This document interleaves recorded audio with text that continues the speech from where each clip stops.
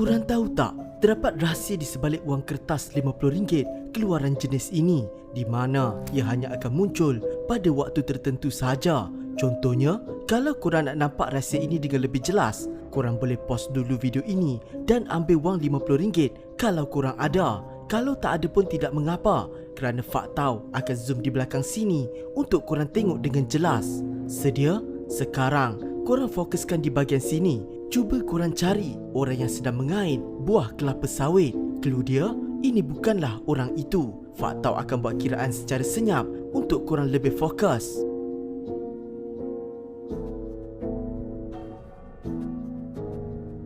Dah jumpa?